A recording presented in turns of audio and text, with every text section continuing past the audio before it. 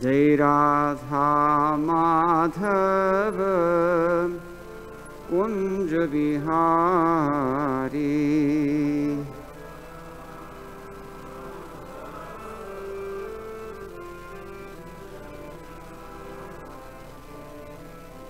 राधा माधव कुंज बिहारी।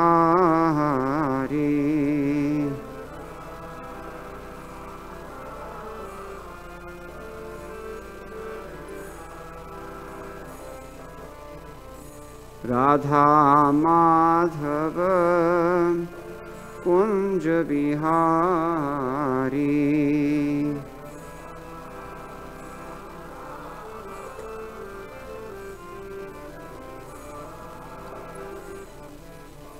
गोपीजना वल्लभ गिरिवरधारी।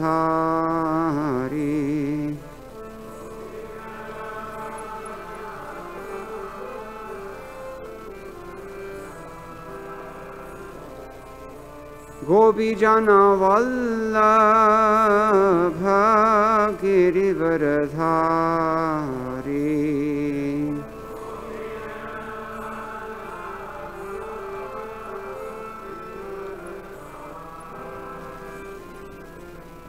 गोपीजना वल्लभ गिरिवरधारी।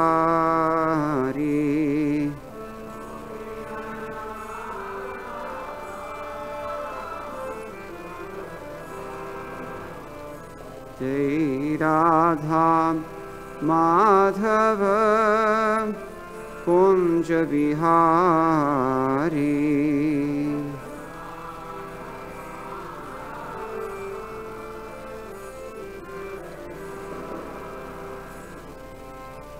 यशोदानंदना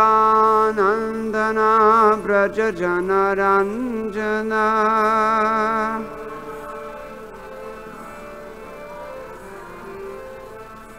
यशोदानंदना व्रज जनरंजना।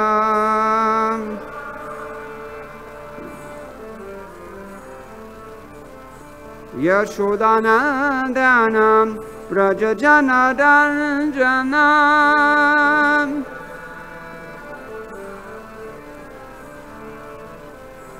यशोदानंदना व्रज जनरंजना।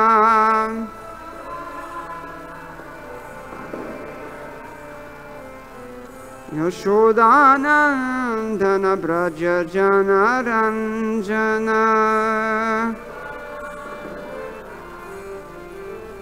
जमुना तीर वनचारी।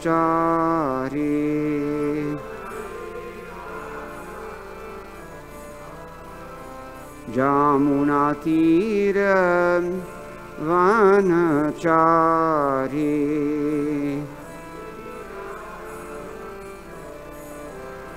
जय जय Radha Madhav Kunj Bihari.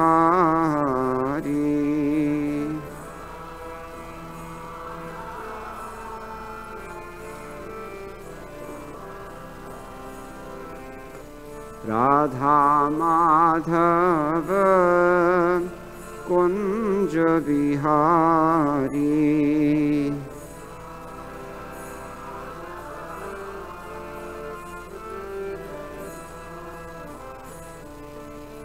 गोपीजन Vallabh Girivardhari.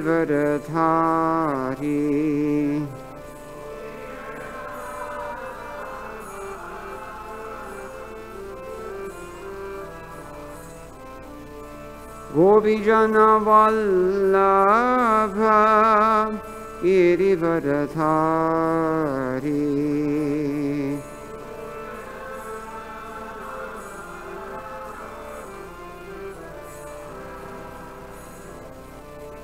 Radha Madhav Kunj Bihari.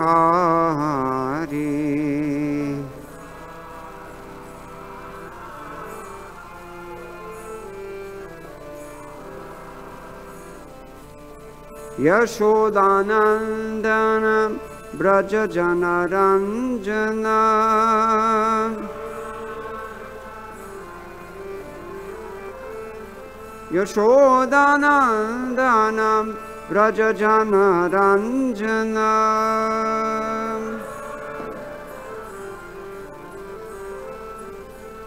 Yashodanandana Braja Janaranjana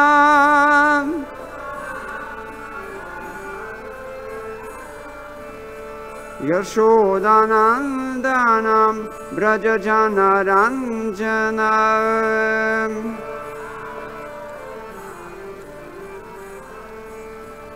Yashodanandana Braja Janaranjana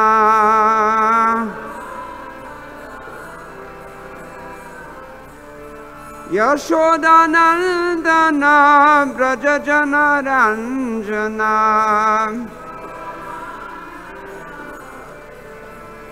Yamuna Thira Vanachari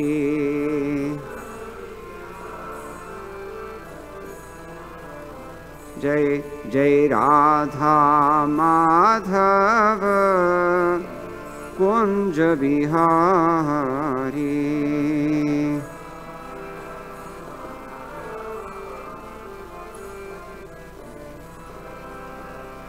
Jai Jai Radha Madhava Kunja Bihari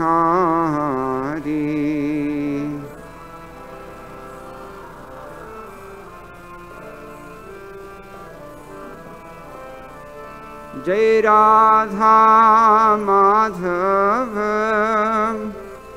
Kunja Bihari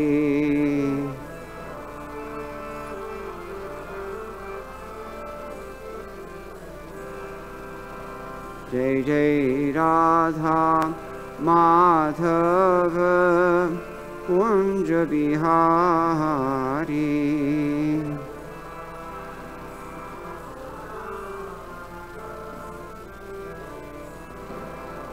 Jai Jai Radha Madhava Kunja Bihari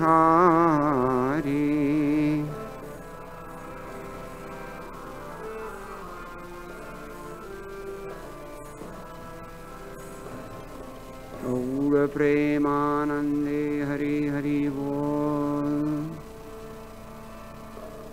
Jaya Vishnupad Paramahamsa Prabhupada Ashtotra Shata Shri Srimad Shri Abhay Chanararand Bhakti Vedanta Swami Maharaj Shri Prabhupada Ki Jai Ananta Koti Vaishnava Vrinda Ki Jai Nama Acharya Shri Thakur Haridas Ki Jai Prem Se Kaho Sri Krishna Chaitanya Prabhu Nityananda Shri Advait Gadadhar Shivasadi Gaur Bhakta Vrinda Ki Jai Shri Shri Radha Krishna Gopa Gopinath Shyam Kunda Radha Kundi Giri Govardhan Ki Jai Vrindavan Dham Ki Jai Navadvip Mayapur Dham Ki Jai Ganga Devi Ki Jai Yamuna Mai Ki Jai Bhakti Devi Ki Jai Tulsi Rani Ki Jai Samaveta Bhakta Vrinda Ki Jai Shri Harinama Sankirtana Ki Jai Grantaraj Srimad Bhagavatam Ki Jai ISKCON PVT Samsthapak Acharya Srila Prabhupada Ki Jai Gau Premanande All glories to the Simul devotees All glories to the Simul devotees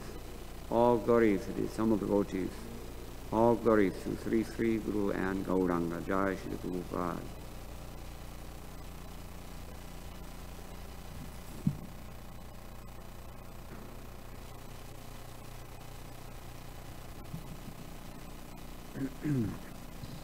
Hare Krishna.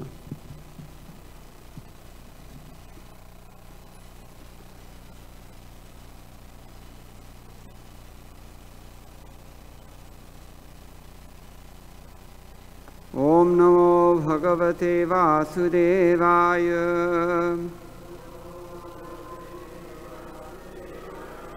Om Namo Bhagavate Vasudevaya. Om Namo Bhagavate Vasudevaya. Narayanam Namaskritya नरं चैव नरोत्तमं देवीं सरस्वतीं व्यासं ततो जयमुदीरयेत् नष्टप्रायेषु भद्रेषु नित्यं भागवत सेवया भगवति उत्तमश्लोके भक्तिर्भवति नैष्ठिकी कृष्णे स्वधामोपगते धर्मज्ञानादिभिः सह कलौ नष्टदृशामेष पुराणार्को धुनोदितः। Grantaraj Srimad Bhagavatam, Canto 10, Chapter 4, entitled The Atrocities of King Khamseh. Today we're on text number 21. We'll kindly repeat. Tasmat bhadre swatanayan maya vyapaditan api ma anushocha yatah sarvah swakritam vindate avashah tasmat bhadre swatanayan maya vyapaditan api manushochayatah sarvah swakritam vindate vashah tasmat bhadre swatanayan maya vyapaditan api manushochayatah sarva swakritam vindate vashah tasmat bhadre swatanayan maya vyapaditan api manushochayatah sarva swakritam vindate vashah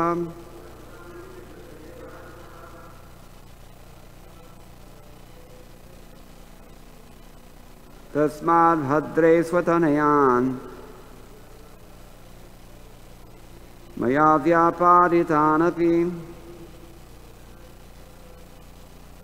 manushochayatah sarva swakritam vindate vashah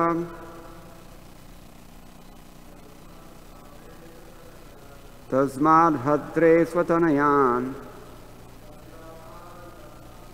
maya vyapaditan api nanushochayatah sarva swakritam vindate phalam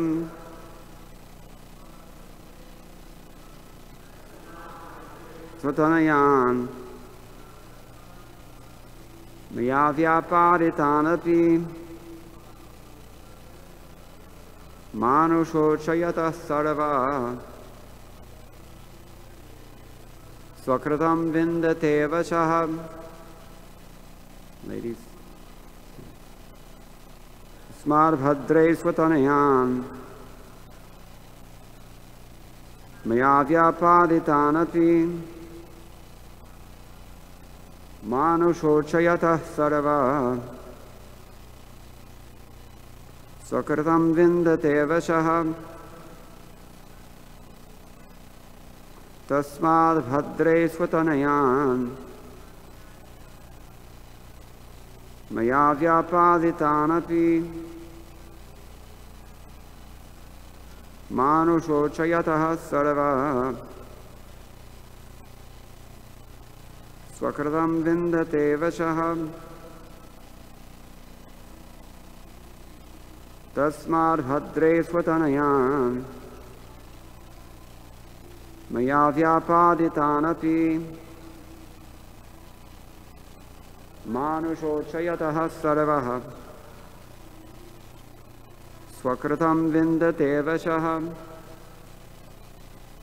Tasmat, therefore, Bhadre, my dear sister, all auspiciousness unto you.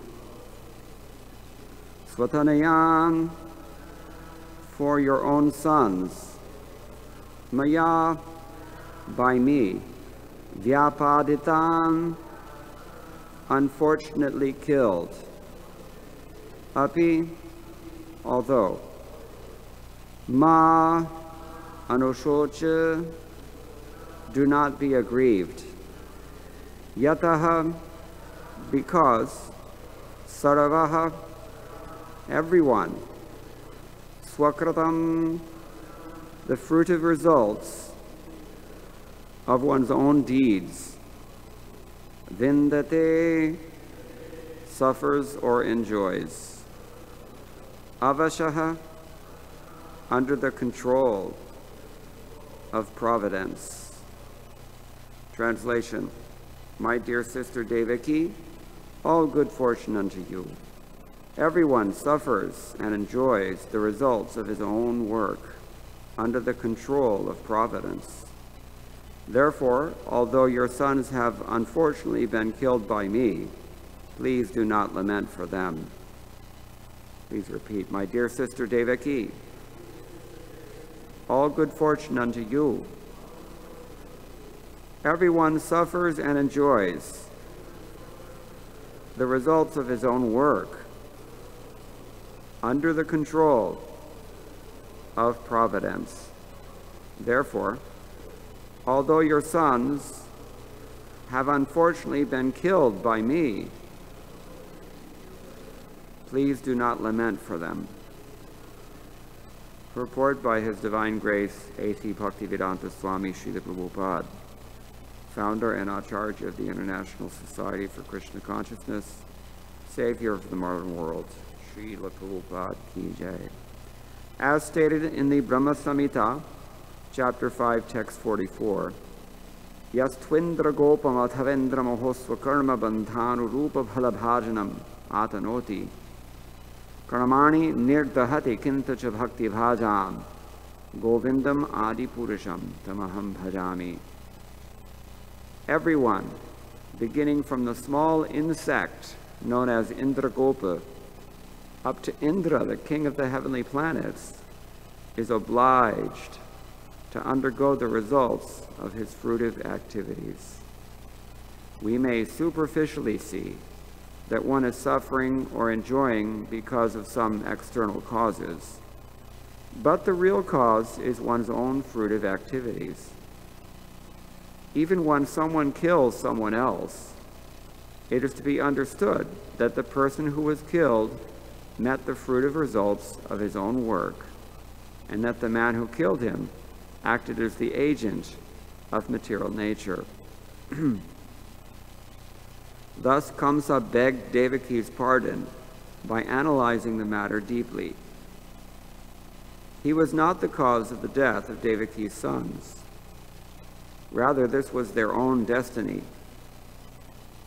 Under the circumstances, Devaki should excuse Khamseh and forget his past deeds without lamentation. Khamseh admitted his own fault, but whatever he had done was under the control of providence. Khamseh might have been the immediate cause for the death of Devaki's sons, but the remote cause was their past deeds. This was an actual fact. Om Jnana Timirantasya Jnananjana Shilakaya Chakshurun Militam Yena Tasmai Shri Gurave Namaha Mukam Karoti Vachalam Pangum Langhayate Girim Yat Kripatamaham Vande Shri Gurum Dinataranam Tasmad Bhadre Swatanayan Maya Vyapadidanati Manushochayataha Saravaha Swakratam Vindate Avashaha. My dear sister Devaki, all good fortune unto you. Everyone suffers and enjoys the results of his own work under the control of providence. Therefore, although your own sons have unfortunately been killed by me, please do not lament for them. In other words, Khamseh is rationalizing his behavior, as demons do. We also do this. And his idea is that actually even though I murdered all your children, still I'm not to be held responsible for this because they're suffering the results of their own karma. Sridhar Swami, in his commentary on this verse, points out, Agyana ashrayameva karma vadamaha. Khamseh is speaking this karma philosophy, but he's doing so in a twisted way. Agyana ashrayam. He's taken shelter of ignorance. So, eva mukta prakarena naite tava tanaya aham tu tavan naghatidavans tatapya jnana tristya swatanayan maya vyapadidanapi manushocheti santvayati.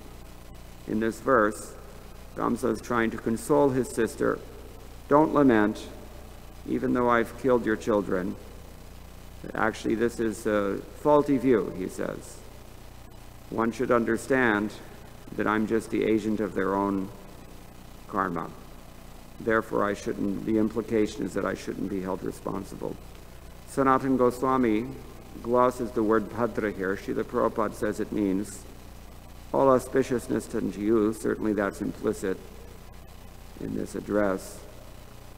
Sanatana Goswami says it means sad buddhimati. You have good intelligence. The implication is that please consider what I'm about to say. Khamseh may or may not believe what he says about this. He may be thinking, she's a less intelligent woman, I can pull the wool over her eyes by speaking very high words. People do this. Anyway, his message is essentially, he's addressing her, particularly saying, don't lament any more than this. Why? Yatascha vindate bhunkte. Vindate in this verse means, well, vindate in general means to find something or to get something. But here it means bhunkte, just like in Hindi they say, karma phalam bhogna padega. You have to eat the results of your own karma. Lochana Das Thakur also says this, apne karma bhunje shaman, koho ye Lochana Das. Everybody has to eat the results of what he is. You cook this meal, now you have to eat it. This is the idea. So, this is what he's saying. Yataha, after all, everybody has to experience. And why? Avasha. What does avasha mean? Helpless. They're helpless. They have no say in the matter. And it channapi, Sanatana Goswami says. Even without desiring it, you have to undergo this suffering. How bad is it going to be? Nobody knows. When you begin to suffer, you wonder, how long is it going to last? How bad is it going to be? But you don't know. You're helpless. Avasha. So Vishwanath Chakravarti Thakur continues in his own commentary. Tanayan means dehanam, sons.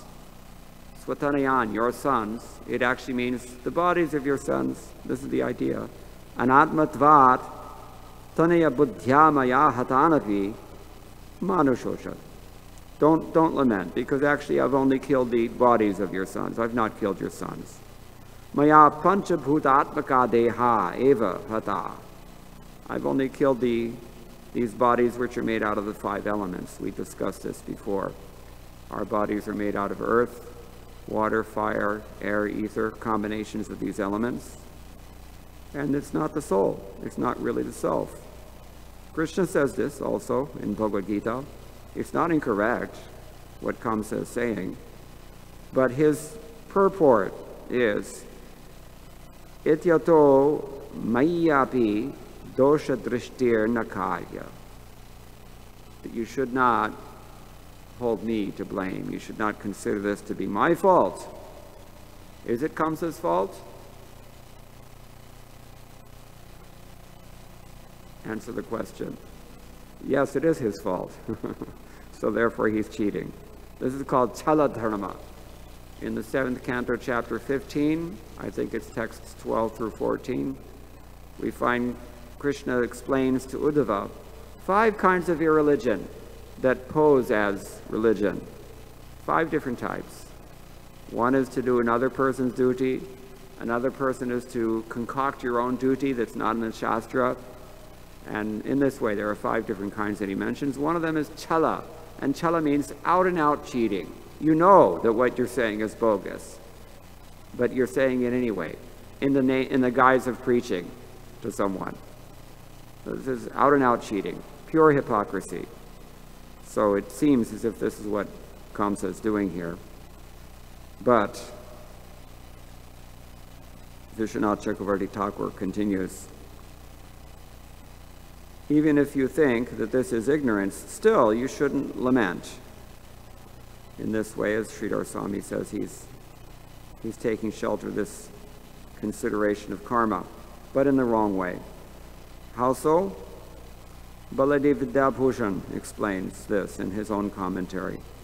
Nanu dehad anya atmeti satyam. If it's true that you're something other than the body, that would be the soul, Atma. If this is true, even then, Devaki might argue, Mad jata deha yogena te mat putra yad anandakara deha vinashan mad ananda kshitiriti chet. Means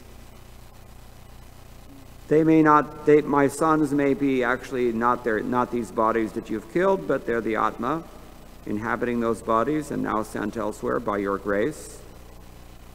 Firdhi, because I have a connection with them. They're born of me.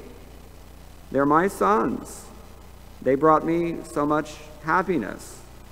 And now with the destruction of their bodies, you've destroyed my happiness. This is her argument. So to that, he replies, Yatah sarva. What is the line? Yatah sarva swakritam vindate. Everybody, after all, has to enjoy the results of what they themselves have done. This is his argument. Iti tesham karme veha evedirsham asi. Their karma is just so. This is his argument. So, matkaran mrityuriti maicha dosha drishtir mabhut. You should not assign blame unto me because they were destined to die. And Srila Prabhupada actually validates this. Sometimes we say, these so-called cows, American cows are not really cows because mostly they're born to be killed. Beefalo, they call them. They're born to be killed again because they have killed cows in their last lives. We know from Shastra, as many hairs as there are on the body of a cow that is killed. When you eat the cow, or when you are involved in any way in the slaughter of the cow, you have to take as many births and be killed as there are hairs on the body of that cow. So someone can argue, well, if they're taking birth as cows only to be killed in this way, then what is the sin in killing them? People who are too clever, they calculate like this. We're all too clever. We all calculate like this. How can we, maybe not in such gross ways, but in more subtle ways, we also try to figure out some loophole in the system of karma by which we can continue with our questionable activities in material existence. So Srila Prabhupada's purport therefore emphasizes the fact that everybody is avasha, helplessly, under the control of providence. Likhitam avilalate pransitam kaha samartha. Even if you take birth as the sun, which gives life to all beings within this universe, those who are twice initiated, they chant the Gayatri Mantra thrice a day. What are we meditating on in Gayatri Mantra? The sun is, by its energy, the sun is permeating the gross adhipautic world made of these 5 elements. And the sun is also permeating the subtle worlds of the gods.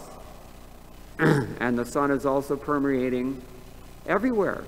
Everywhere in this material world, the sun is going there. Lower, middle, and upper realms. And all life depends on the sun. This even modern science will confirm. You remove the sun, everything dies. Everybody dies. We all freeze. So the sun is sustaining all life. How? Ashesha tejaha. Infinite potency. It's inconceivable. Because of this achintya shakti, therefore the sun is considered to be the representative of Narayana. Early in the morning, when the Vrajavasis wake up, and first before sunrise, because according to Shastra, if you wake up after sunrise, then not only does it destroy your health, because all of the toxins in your body recirculate again, and cannot, because they haven't been eliminated. We have to eliminate those wastes before our shower in the morning. And the shower, in order to qualify as a sacred bath, which is a nitya karma, niyatam karma, it has to be before sunrise. If we wait, then it's bad for our health. It's also bad for our consciousness, because we incur sin. So the sun is very regular in his duty. Why can't we be regular in our duty? Every day the sun is rising exactly when it is supposed to come. And every day he's enlivening the worlds with achintya shakti, ashesha teja, infinite potency. And still, even this sun sometimes has to be swallowed by Rahu, eclipsed. Even the moon, which is supplying all the energy to all medicines, to all plant life, all flowers, fruits, vegetables, everything that we require, the moon has very nourishing energy. Cooling shine of the moon. It's as potent as the sun, but in a very soft way, feminine way. Krishna says in Bhagavad Gita, Gam avishya, entering into this earth, Gam avishya cha sarvani bhutani, dharayami ahamojasa. I facilitate life. I sustain all life in this world through ojas. What is ojas? Ojas is that subtle property within the psychophysical tabernacle, as Prabhupada says, that allows prana to flow through the body. Meaning, semen, because these things are very powerful. So, moon is supplying all this to us. Without ojas, we cannot process prana. It cannot flow through our system. This is the moon's mercy. And yet, even this moon has to be eclipsed sometimes by Rahu. Therefore, the conclusion is, Likitam api lalate pronchitam kahasamarta. Whatever is written on your forehead, nobody's able to overcome this. Nobody can overcome this. The story of Vikramaditya, have you heard? Vikramaditya, he's a famous king, mythological king. We don't hear about him in the Bhagavatam, and we don't have record in history, although there may have been many kings with this name. So he was said to have been the king of Ujjain, and he was blessed by Lakshmi Devi. Lakshmi Devi gave him the benediction, you will always have full facility for whatever you want to do. So he became a little bit proud. As kings do, he arranged for a big sacrifice, and he invited all the august personalities of the universe, including the 9 planets. Who are the 9 planets? Just like we have days of the week named after these planets. We have the moon, we have Mangal, we have Buddha, we have, all these are 9 planets. They're the ones who administer our karma. Some of them are called krura grahas. That means cruel planets, like the sun and Rahu Ketu, Shani. When they're administering our karma, we generally suffer more. This is seen in Jyotish.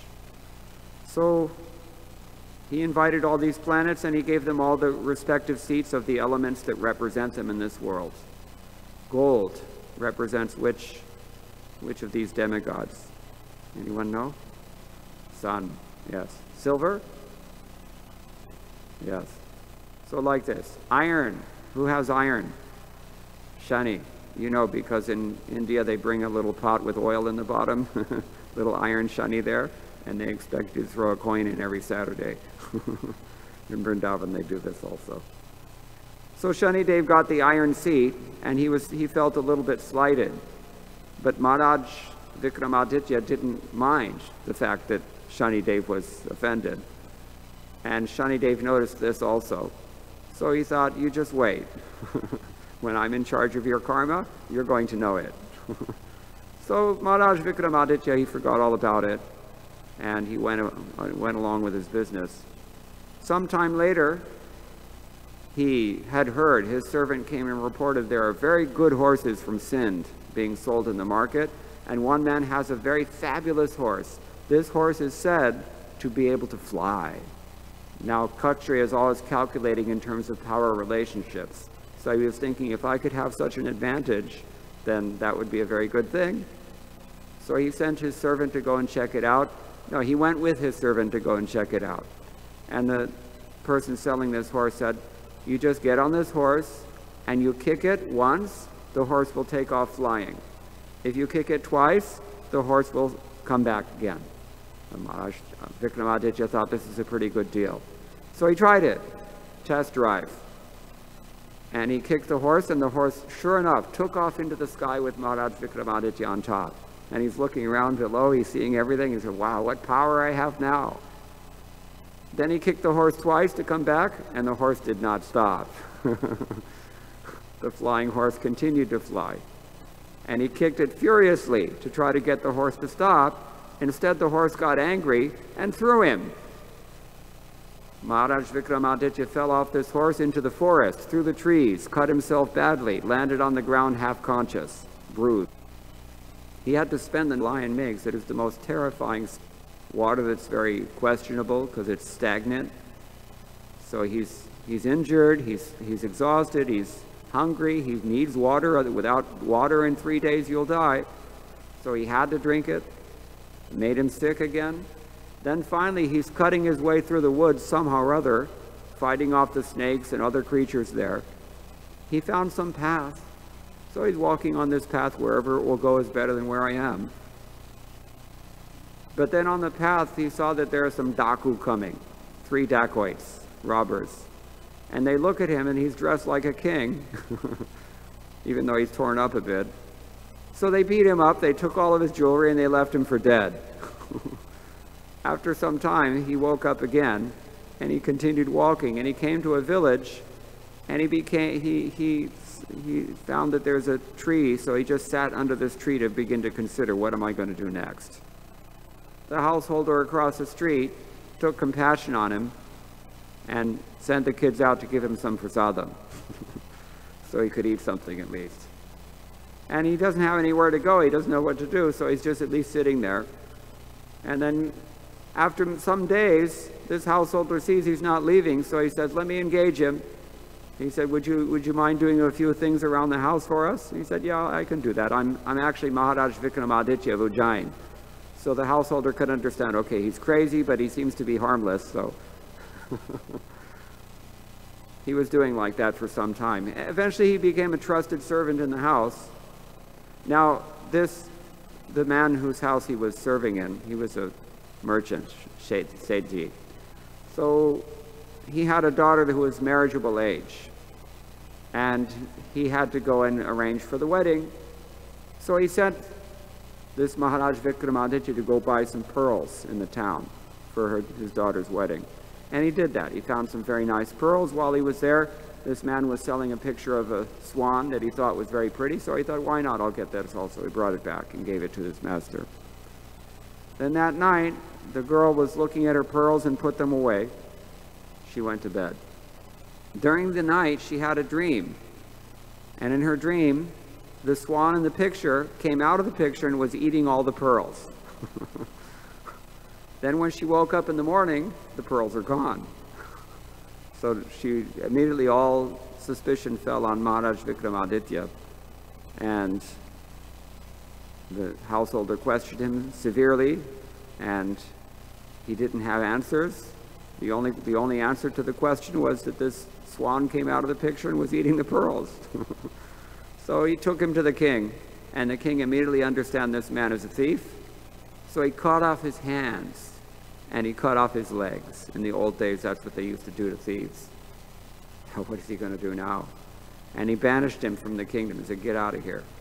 So he wandered for some distance, and then he saw that there's one of these wheels that they used to use to grind oil. They send bullocks, yoke them to the wheel, and it turns around and around, and it grinds the seeds and turns them into oil. So the man who was taking care of that place, he said, okay, maybe just sit here and make sure that these buffalo keep working, because you have to do something. So, and without hands and feet, what else is he going to do? Now, Maharaj Vikramaditya happened to be a very excellent singer. He was very good in music. So he started singing just to pass the time while he's watching these buffalo work. Meanwhile, the daughter of the king, the princess, she was in the nearby palace. She could hear someone singing, and she was too fond of music. She was completely into music. And she, sight unseen, she said, whoever is singing this beautifully, I'm going to marry that man.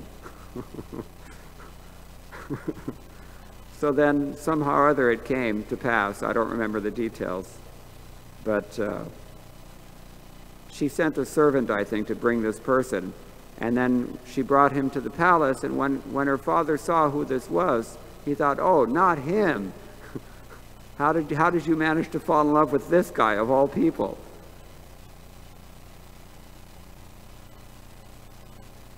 So he said, I've had enough problem with you. I think it's time for you to be killed right away. So he decided he was going to kill him on the spot because he was just causing too many problems. At that time, an unidentifiable Brahmin came, an old man, and he said, stop. He said, he looked at Maharaj Vikramaditya and he said, remember me? I'm Shanidev. I'm the one who sent the horse. I'm the one who sent the picture of the swan. I'm the one who sent all these problems to you. I did this. So Maharaj Vikramaditya fell at Shani's feet. He apologized, and the aparad was erased, and somehow or other he was reinstated. Shani again gave him his hands and feet back, and on top of everything else, he married the princess, and they lived happily ever after. This is how fairy tales end. It's not how our lives end. Our lives end next to a beeping pole in a hospital bed with nobody there. But the point is, in this long story, nobody can overcome what fate has in store for you. One by one, you can erase a karma through atonement, prayashchitta. We were discussing this last night. Through gyan, you can also overcome to some degree some of the suffering that entails. But you cannot actually erase the hard, knotted desire for material enjoyment, which is the cause of all of our problems. You cannot get that out of the heart except through taking shelter of the lotus feet of Vasudeva. Sroto ganastamaranam bhaja Vasudevam. This is therefore the advice given in the Srimad Bhagavatam. So this is the thing that Srila Prabhupada has chosen to dilate on in his purport. We may find that somebody is guilty of being the agent of our karma, or we may become the agent of someone else's karma, wittingly or unwittingly. But actually the real cause is remote. Therefore we can't judge. We can't even understand the situation. Understanding is the basis of judgment. If we can't understand the situation, how can we judge? And more importantly, why is it wrong for Khamseh to kill? There's only one reason. It's a very simple reason. What is that reason? If they're destined to be killed, and probably by him, then what is the wrong? This is his argument. So why is his argument wrong? Who has some ideas about this?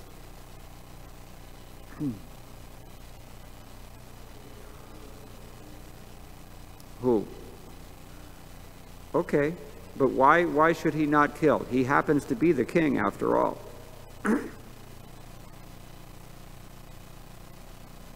Yes. This is the answer. This is the answer. Kshati, the word here is used. I think Bale Vidyabhushan. Devaki says, Marananda kshatiriti chet. This is the destruction of my duty. What does kshat mean? Kshat means harm. You're destroying my happiness. My only happiness is these children. You've destroyed this. What does kshatriya mean? Kshanna iti. It's like many Punjabis, they have this name, Khanna. You've heard this? Last name. Gopal Krishna Maharaj. His name is also Khanna. It's a kshatriya name. Means I'm not going to hurt you. A kshatriya has the duty to protect all of his prajas. So Khamsa's duty as a kshatriya was not to kill, but to protect. Even they're meant to be killed, and even they're meant to be killed by him, but he should not agree to that. Because that represents a dereliction of his duty. This is a new concept for Western minds. Indians can understand to some degree. Western minds don't get it. We don't have the word for dharma because we don't have the understanding of the concept. But only because Khamseh had another duty. Otherwise, everything that he's saying is correct. But he was shunning his duty. He was doing paradharma. He was doing paradharma. Whose dharma is it to administer the bad karma? We've already mentioned. There are so many planets. They're working as the agents of so many, they're minor demigods, you can say. They're working as the agents of so many highly placed administrative demigods. Mid-level cosmic management, you can say. It is their duty. It is not our duty. Vigilante law, as they say. It's not our duty. We have to do our own duty. Apana karma. This is throughout Bhagavad Gita, Krishna says this. So,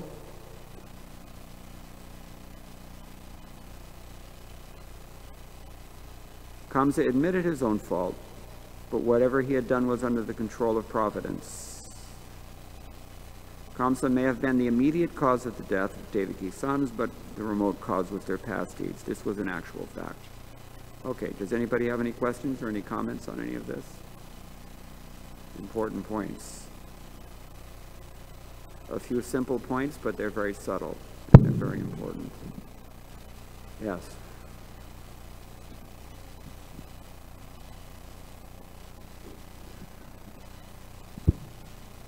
So the text leading up to this particular verse, he's trying to apologize to his sister in a weird kind of way.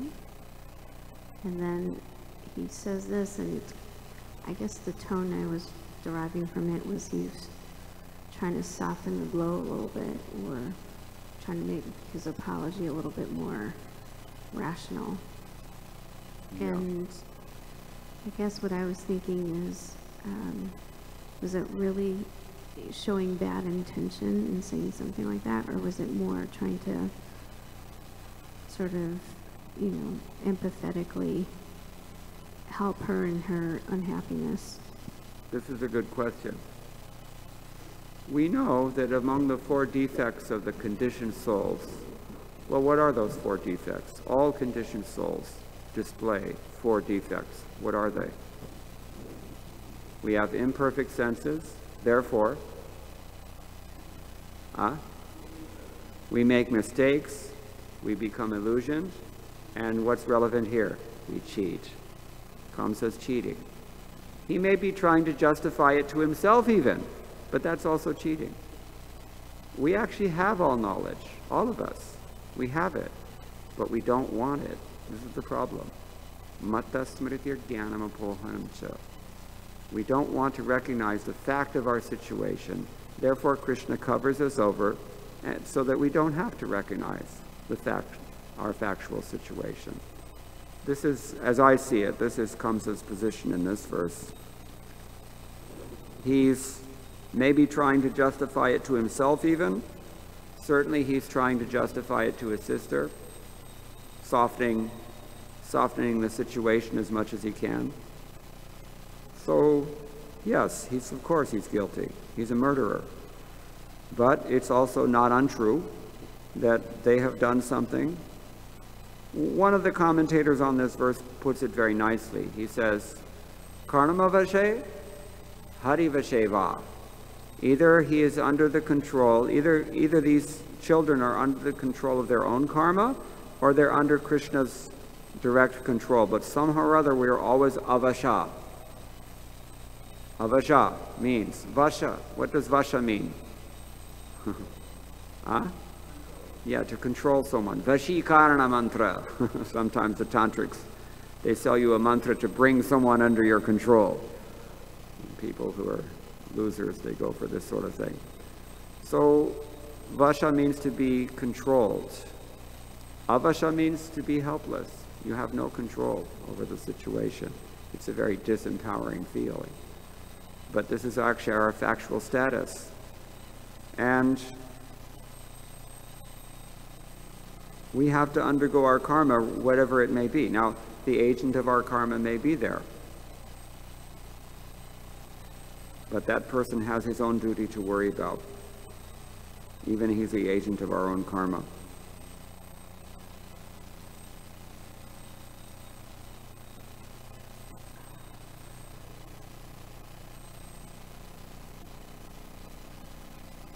Avasha means we're helpless.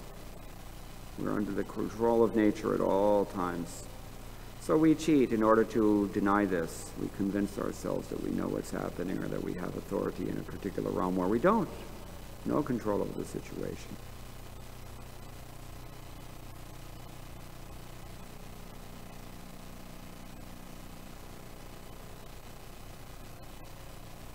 He doesn't seem very apologetic to me.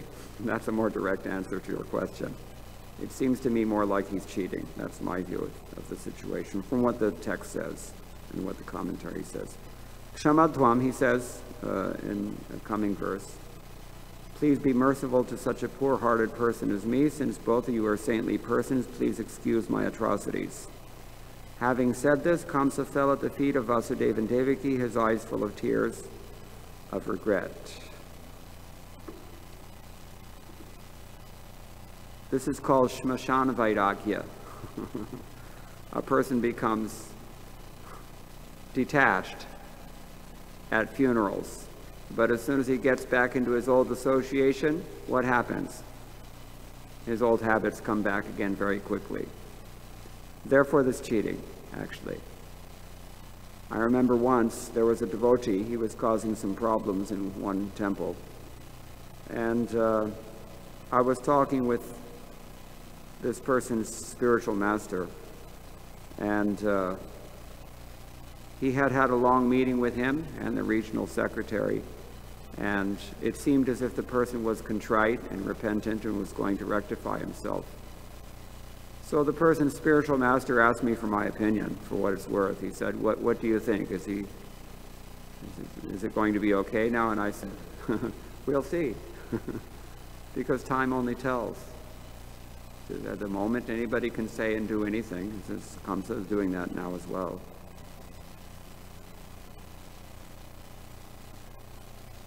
So he released them, but then again, we know that he resumed his nonsense very, very quickly, because a demon, without the mercy of the holy name, what can a demon do? What can repression accomplish, as Krishna says in Bhagavad Gita? Krishna himself says, everyone is impelled to act, compelled to act, by his own nature.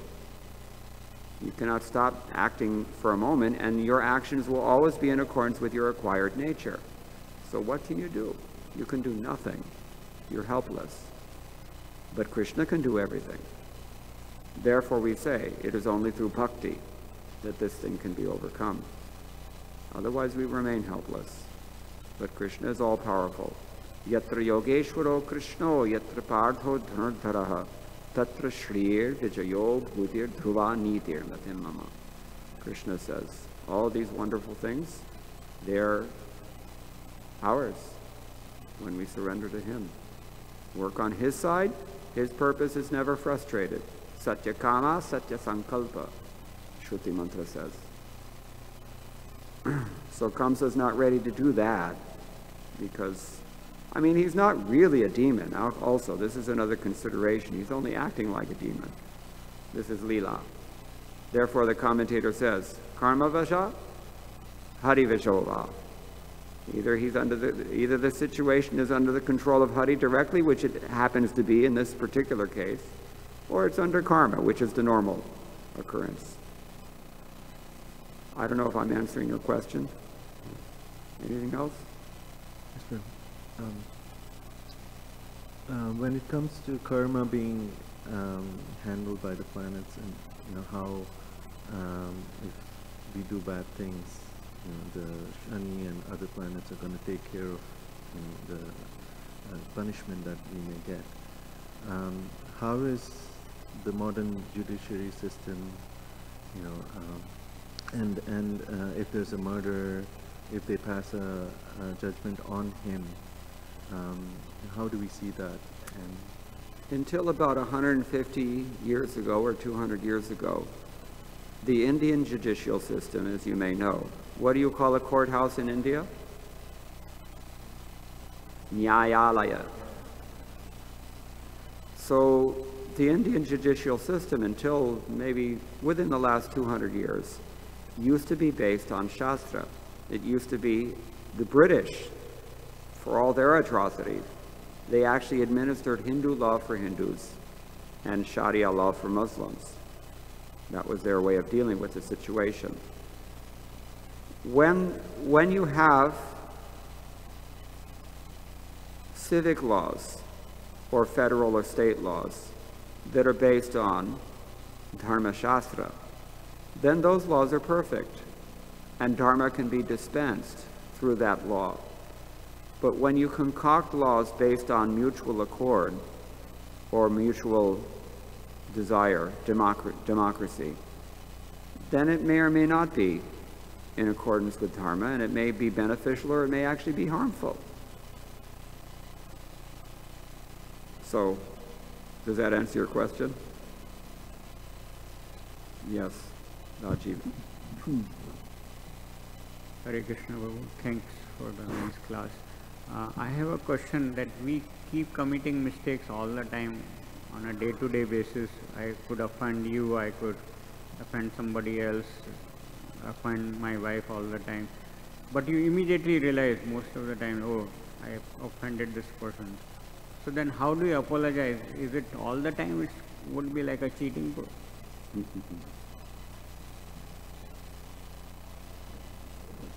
Aparatha sahasrani kriyante aharnisham maya dasoham iti mam matva kshamasva madhusudana. This is one prayer after the deity worship to relieve ourselves of offenses, we say. My dear Lord, day and night I'm committing thousands and thousands of offenses. You know this. But considering me your servant, kindly forgive me. Humility. When you surrender to someone in humility, who but a stone-hearted person cannot be moved by that? Even the greatest aparati, if he bows down at the person that he's offended, he will be forgiven if that person is a human being. Srila Prabhupada, sometimes people did the most unbelievable things, and Srila Prabhupada forgave them and never spoke of it again after they surrendered, because it's understood. We're just learning how to walk. We're going to fall and trip, and we may do so repeatedly even. It takes time. You have to be patient, you have to be determined, you have to follow as best as you can, keep good association, avoid bad association, etc. We just keep going. And hote, everything becomes okay. Gradually, everything becomes resolved. And eventually we find out that I'm able to walk. I don't trip anymore. You have to be patient.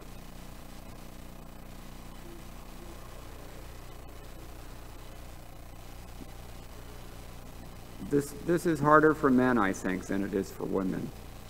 Men have too big egos, but that's exactly what we have to do.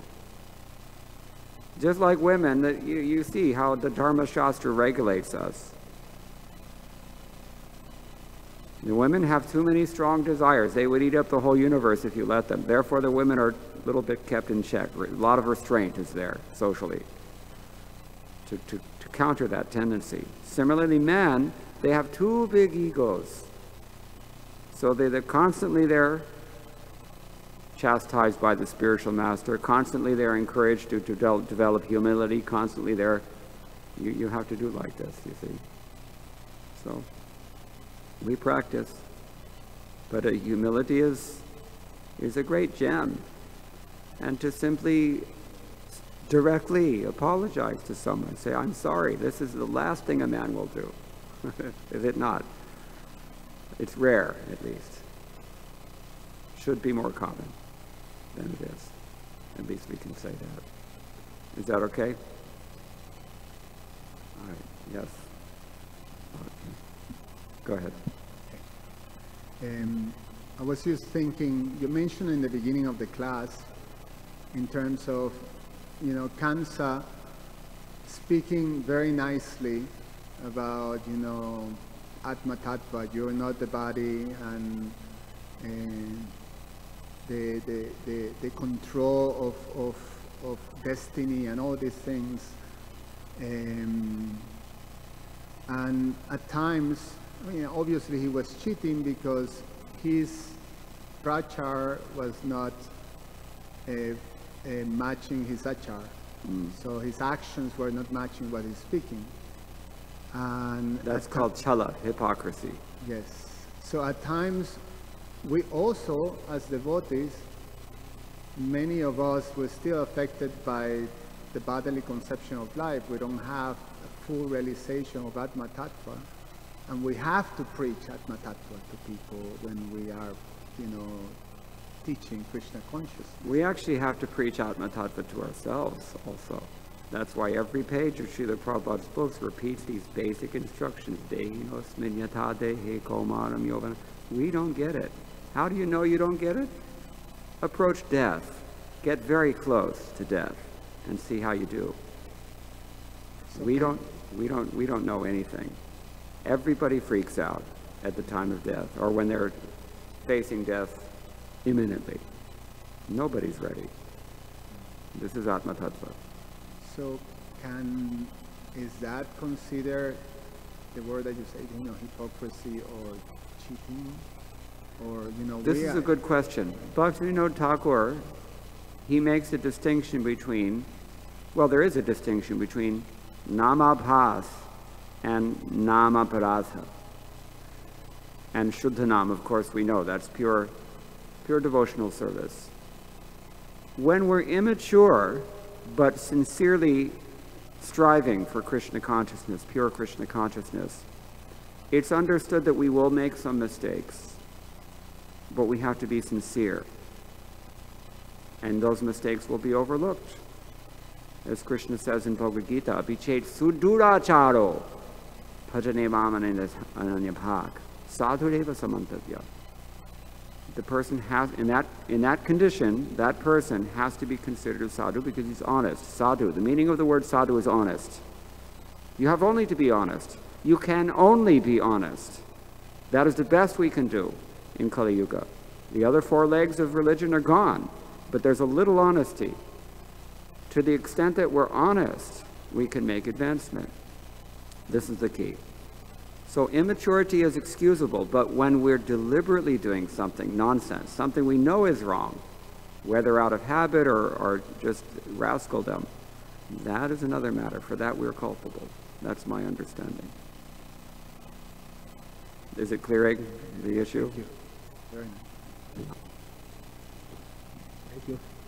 Very nice class. Thank you so much. I'm very inspired to ask you a question about your very beautiful class. So when we get offended by someone and the person come to apologize and the person doing the same thing over and over, how can we deal? How can we really how can we deal with this person? How can we trust this person? How can we move on, you know? I think you're asking that if someone offends you continually Yes. and continually asks for forgiveness as well, Yeah. then how do we deal with that? Yeah. That's a good question.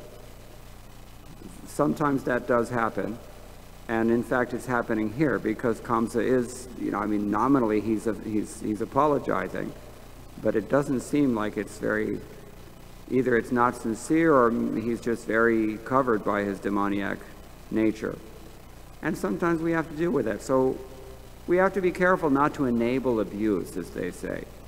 Someone who is an abuser, you know, we should tolerate offenses, minor offenses especially, to ourselves, but we don't want to nourish that tendency by continually accepting the apology. You see? Sometimes it's better to just dissociate and or just keep a distance and not deal with the person. It all depends on the time, place, and circumstances. This kind of question is why we have gurus, because they look at details in disciples' lives and they help us unravel this sort of situation and deal with it progressively. That's about the best answer I can give in a general way. Thank you. You had a question?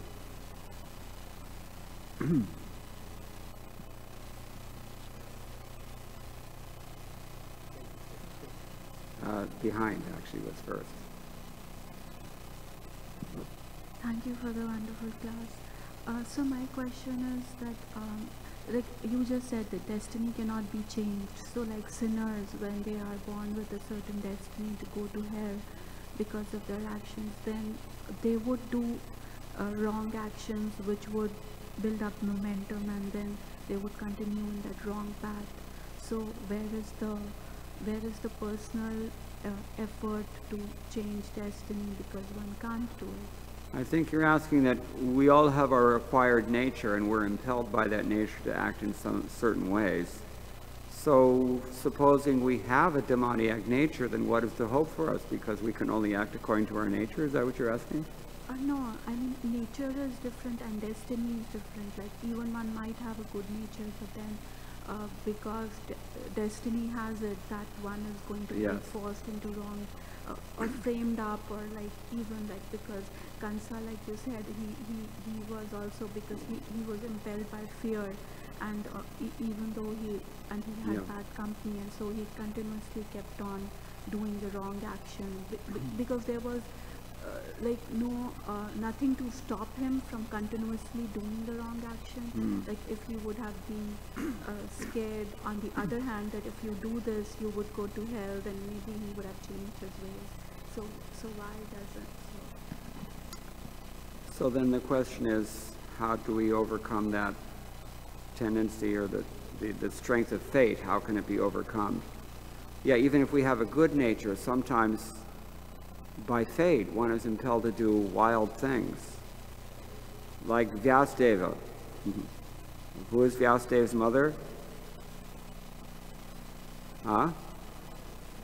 How was he born? Vyasadeva. he was born by I believe by the mental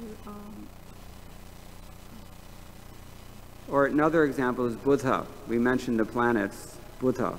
Which day of the week is Buddha? Wednesday. So which planet, what do we call Buddha in English? Mercury. How is Mercury born? Does anyone know? Buddha? He was born of illicit sex. Soma, the moon god, kidnapped Brihaspati's wife, Tara, and he impregnated her. And the sun was very beautiful and very qualified in many ways, because after all, this is the moon god. There are accidents even on royal roads. Even if you're a demigod, these things happen, you see? So fate it's truly inexorable. Whatever is fated, it's hard to say. Karma vashe, hari vashe va. It may be what Krishna wants, it may just be what your karma is, but it's very difficult to overcome it. What can you say? At the end of Kurukshetra, This is what Yudhishthira Maharaj said. Manye, Kalam. I think this is just Kala. This is fate. This whole battle is, I've seen my whole dynasty has been destroyed in this fratricidal war. Sometimes it's like that. It's hard to overcome, but Krishna consciousness is possible in any circumstance. This is the thing. It may be that we're not meant to overcome our fate also. The different acharyas, they say different things about this. Some of them are some of them are a little discouraging. Madhvacharya, for example, he says that you have different natures that are eternal in this world. Some people have demoniac natures and they don't have any capacity for anything else, is what he says. And it's not clear that our own acharyas entirely disagree with him, to me at least.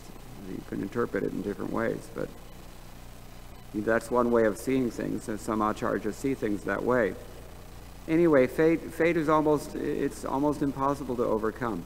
If you think about what liberation means, liberation can be defined as being freed from karma. But what is that freedom? It doesn't mean that the actions and the reactions are not going to go on.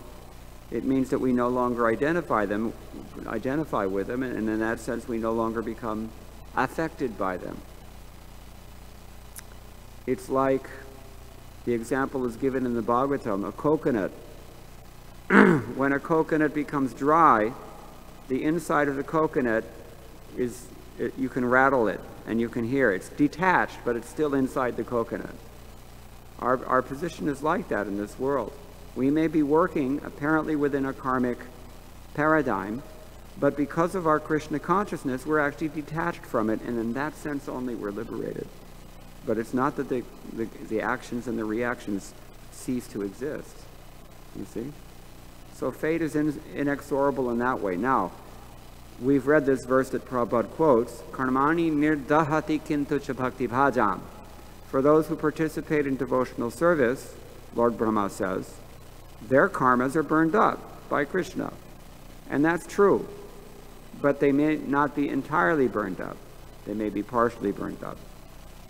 Or they may be burned up, but gradually, you see. So from our perspective, we can't tell what's going on at any time.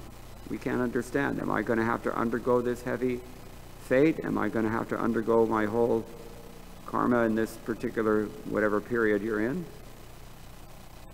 But it's up to Krishna. And we can't even really tell.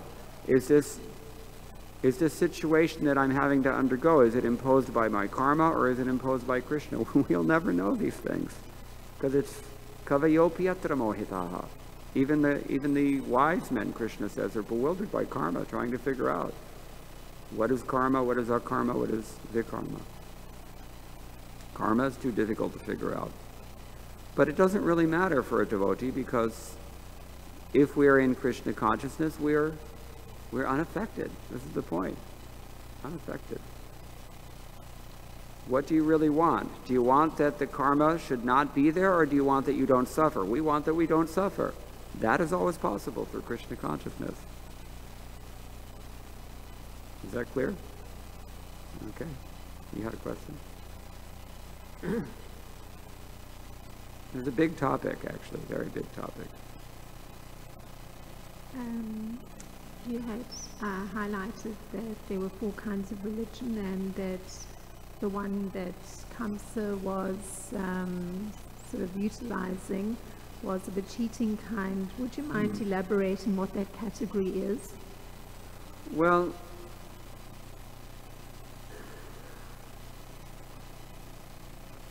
I want to be careful what I say about this. Several of the acharyas have written that ajnanam ashriyameva karma vadamaha. He's speaking this karma philosophy, but in a way that is actually taking shelter of illusion. And what else? Ajnana ashriyo karma vade pyevam vicharena na shoka avakasha iti bhava. Vishwanath Chakravarti Thakur says the same thing. Nobody really negates what he's saying, because what he's saying is actually true. But we're not talking about what he's saying, we're talking about what's motivating him, I think. Is that what your question is based on that? Yeah, I'm asking. The question is based on the statement you've made through the course of the class. I think you were referencing, was it 7th canto? Cleanliness, mercy, truthfulness, austerity. These 4 legs of the bull of dharma. And the only one left is honesty. Is that what you were? Oh, that's different. You had referenced that there were 4 kinds of religion, and that Khamseh particularly was practicing cheating religion. So it was okay, a yeah. reference you made. Adharmas, 5 kinds actually. So then the question is what? Chala. That's my interpretation. As I understand it, he's cheating here. That's my impression, is for what it's worth. Maybe I'm wrong. You have to see what the commentaries say here, but it looks to me like he's cheating. Either he's cheating or he's concocting. And there's a lot of overlap as well. There's a lot of overlap. For example, paradharma. This is another one.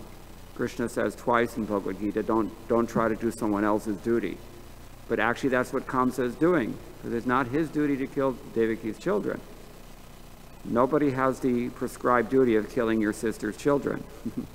You know, it's not in the Dharma Shastra to kill your nephews. So, you know, he's doing someone else's duty and he's also cheating, and, you know, it's a little bit of overlap is there. You can study this in more depth. It's in 7th Canto, Chapter 15, Text 12 through 14. Is that okay? Anything else? Okay, so we'll stop there. Thank you very much. All glories to Srila Prabhupada.